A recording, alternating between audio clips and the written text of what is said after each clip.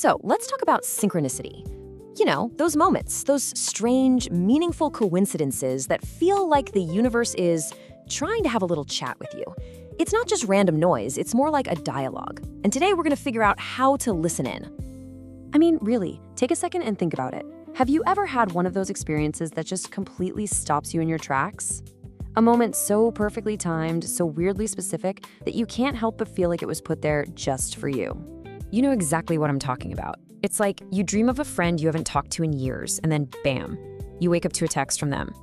Or maybe you're seeing the number 1111, or some other symbol, literally everywhere you look. It's that song that comes on the radio with the exact lyrics you needed to hear, right at that moment. Or even an obstacle, something that seems like a total disaster, that accidentally pushes you onto a path that ends up being the biggest breakthrough you've ever had. These things, they feel like more than just chance, right?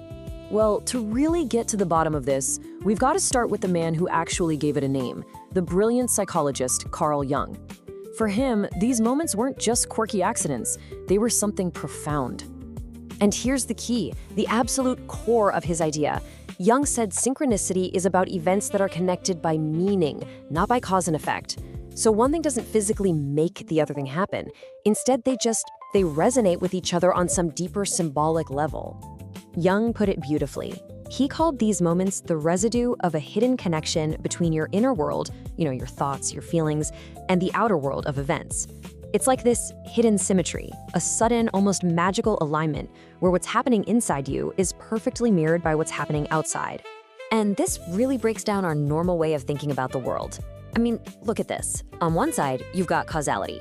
A causes B. It's linear, logical. I push a glass, it falls. Simple, right?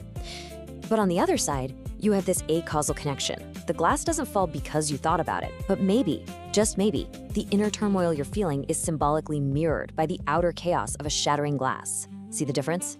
It's a parallel, not a direct cause. But okay, Jung's idea was really just the start. How could this possibly work? Well, this is where it gets really fascinating, because modern science and philosophy are starting to offer up some incredible ideas that might just explain the mechanics behind it all. Okay, so check this out. There's this researcher, Radin, who's bringing actual hard data to these seemingly mystical concepts. His experiments have shown real, statistically significant evidence for things like presentiment. That's where your body physically reacts to an emotional event moments before it even happens. His work points to this wild possibility that our consciousness might actually operate on quantum principles, which, if true, means the wall between our minds and the physical world is way, way thinner than we ever thought. And that leads to another absolutely mind-bending idea, this time from the biologist Rupert Sheldrake. He basically asks, what if our minds aren't just these isolated little bubbles locked inside our skulls? What if we're more like terminals, all plugged into a much, much larger network? Sheldrake's theory for this is called morphic resonance. The idea is that there are these invisible fields of information all around us, a kind of collective memory for everything, species, ideas, even thoughts. It could be the reason we have sudden intuitions, or how a trend can pop up in different parts of the world all at once. It's that classic example, who's calling before you even look at your phone. It's like we're all swimming in the same invisible sea of information. So, if we're all connected through this giant field, how do we actually interact with it? How do we take these huge, abstract ideas and make them a real, tangible part of our lives? This is where it gets really practical and, frankly, really powerful.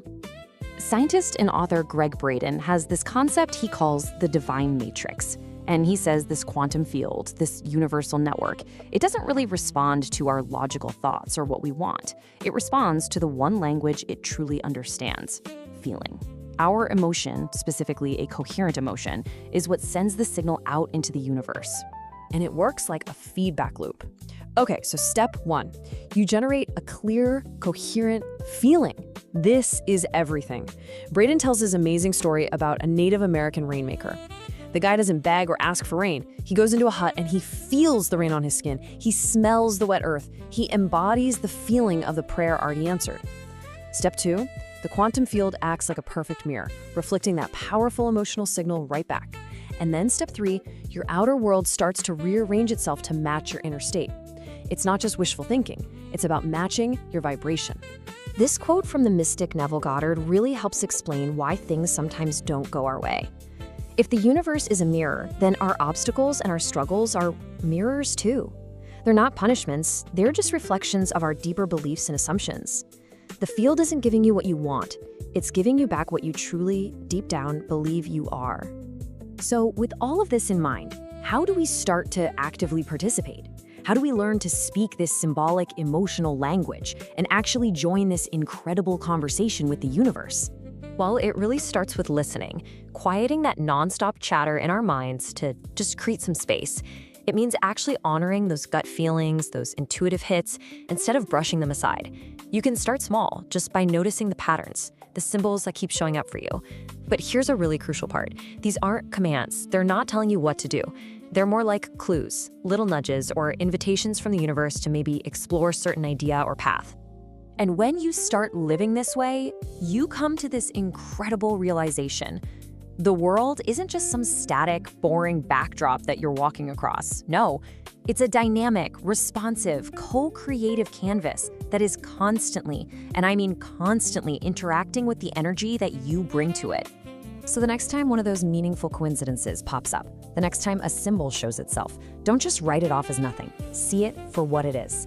It's an invitation, a wink, a little sign that you're in the flow. The universe is always in dialogue.